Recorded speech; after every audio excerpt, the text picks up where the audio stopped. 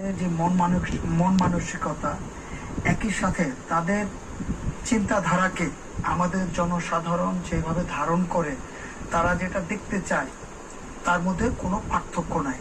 ছাত্র সমাজ, তরুণ সমাজ এবং আমাদের জনসাধারণ, সেইখানে যারা বিজয়ী হলেন তাদেরকে এই জিনিসটা মাথায় রাখতে হবে যে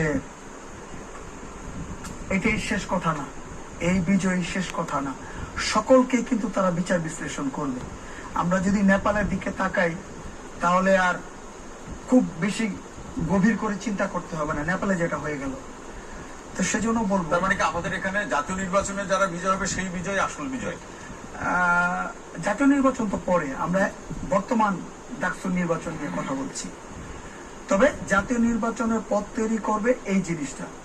অন্য ছাত্র সংগঠন যারা আছে, অতীতে যাদের রাজশাহী বিশ্ববিদ্যালয়ের কথা যেটা বললেন আরিফিন মোহাম্মদ হিজবুল্লাহ, এবং আমাদের দর্শক যেটা বললেন, সেটা হচ্ছে যদি অতীতের এই কর্মকাণ্ড এখনো অব্যাহত থাকে তাহলে জেনজি জনসাধারণ কাউকে কিন্তু ছেড়ে কথা বলবে না। কাজেই যারা বিজয়ী হলেন, যারা পরাজিত হলেন, গণতন্ত্রের সত্যিকার অর্থে মুখে গণতন্ত্র বলতে হবে না, এই সৌন্দর্যটাকে ধরে রাখতে হবে। কাজে প্রমাণ করতে হবে নিঃসন্দেহে। যদি আগামী দিনগুলিতে তারা প্রমাণ করতে না পারে তাহলে কিন্তু সবাইকে তারা বর্জন করবে। জনগণের সেই, তারা কিন্তু জুলাই গণ অভ্যুত্থানে সেটা তারা প্রমাণ রেখেছে।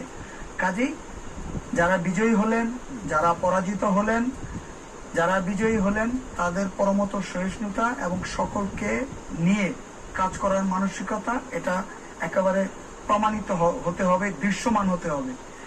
এবং একই সাথে যারা পরাজিত হলেন তারা যে এখানে শেষ হয়ে গেলেন না, ছাত্রদের প্রতি তাদের যে কমিটমেন্ট আছে, সেই জায়গা থেকে তারা যে তাদের সাথে মিলেমিশে কাজ করবেন সেটাও কিন্তু জনগণের কাছে, ছাত্রদের কাছে দৃশ্যমান হতে হবে।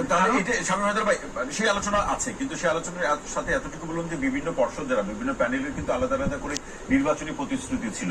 এখন প্রশ্ন হচ্ছে যে নির্বাচনের পরে বা ফলাফল ঘোষণার পরে সেই প্যানেলগুলো, বিশেষ করে যারা জয়ী হলেন, শিবিরের যে প্যানেল বা ঐক্যবদ্ধ শিক্ষার্থী নামে তারা যে প্যানেল দিলেন, ঐক্যবদ্ধ জোট নামে, সেই জায়গা থেকে তারা কি নির্বাচনের অভিজ্ঞতার প্রেক্ষাপটে বা কি অনুমান ধারণ করতে পারছেন, সেটি হচ্ছে তারা কি নির্বাচনী প্রতিশ্রুতির প্রতি অনেক বেশি আগ্রহ থাকবে নাকি এর সূত্র ধরে আবার নিয়ন্ত্রণের কৌশলের পথে হাঁটবে? আরো একটা সুন্দর প্রশ্ন। এখন কথা হচ্ছে যে তারা যদি সত্যিকার অর্থেই কমিটেড থাকে তাহলে আর কোনো প্রশ্ন নেই, আর যদি এই জায়গা থেকে সরে যায় তাহলে ছাত্রদের হাতে তো থাকবেই।